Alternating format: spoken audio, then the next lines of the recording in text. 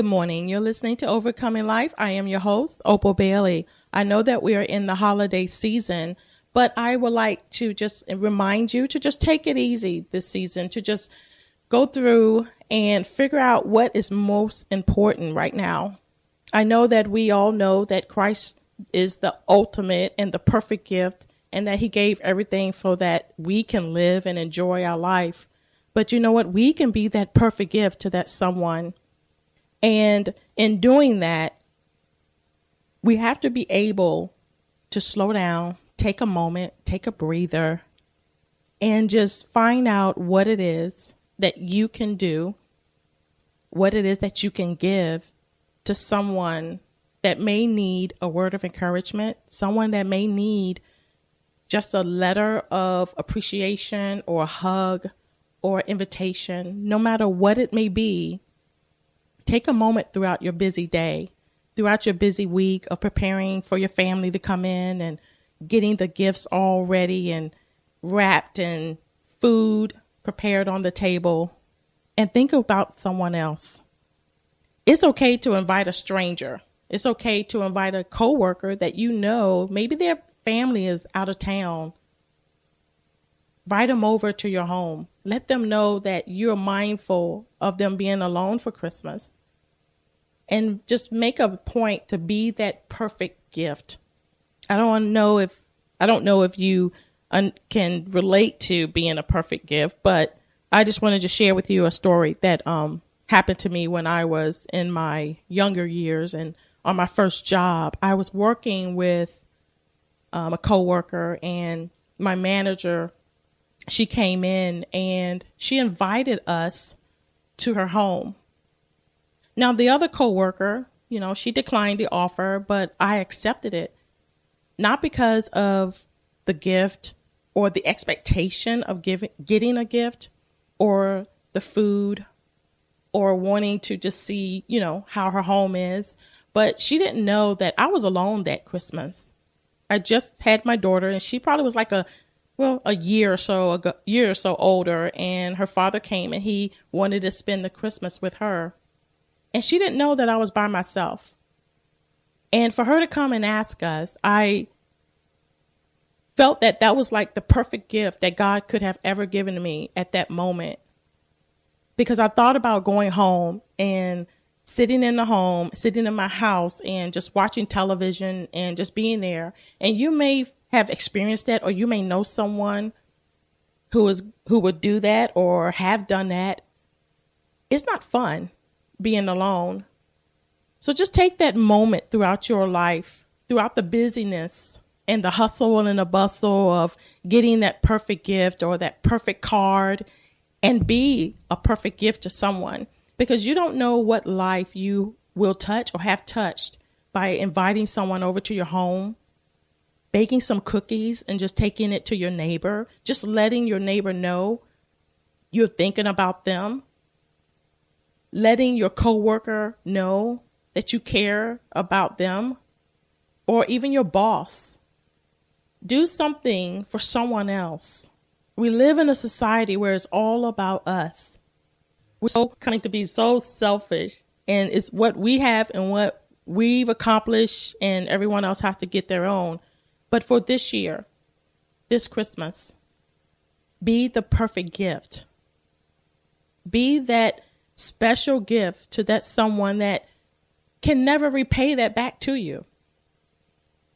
But the lasting memory, the return of what you've done, will be so great throughout the years. Now, this happened to me in 1989, and I still remember it. I still can remember Miss Hightower, who was my boss, coming into our area, inviting us. And when I entered into her home, I felt so welcomed. I didn't feel like I was an employee. I didn't feel like a hired hand. I felt like family. She took me around and she introduced me to every family member. And we had this big table, with full of food, nice spread and everything. And she sat me right beside her.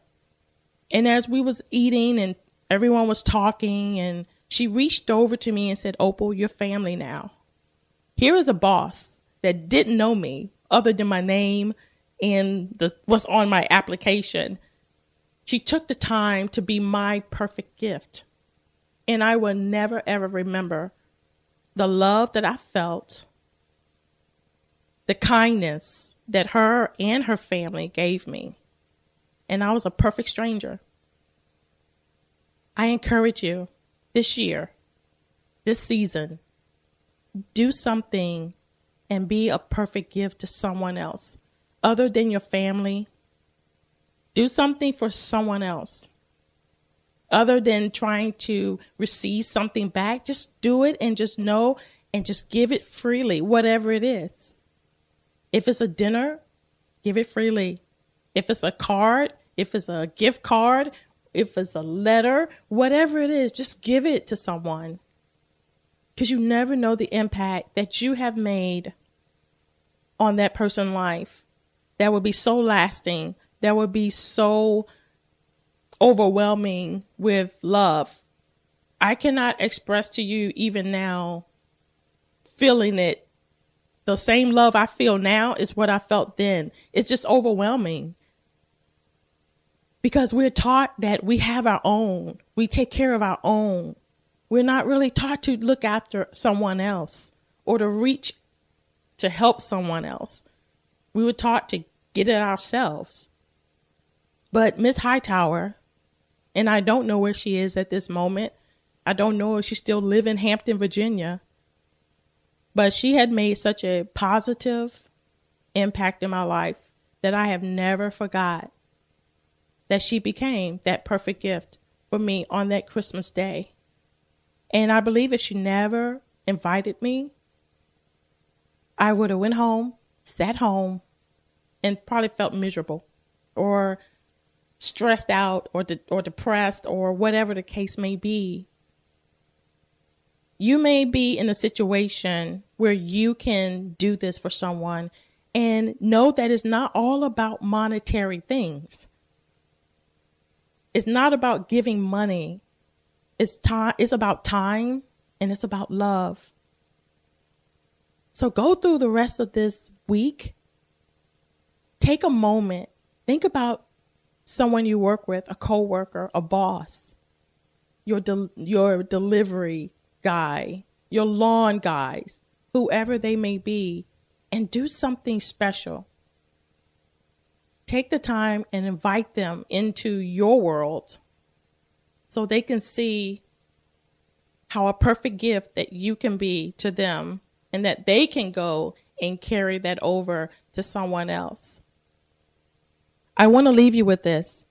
Do not forget or neglect or refuse to extend hospitality to strangers, being friendly, cordial, and gracious, sharing comfort of your home, and doing your part generously. For though some have even entertained angels unaware.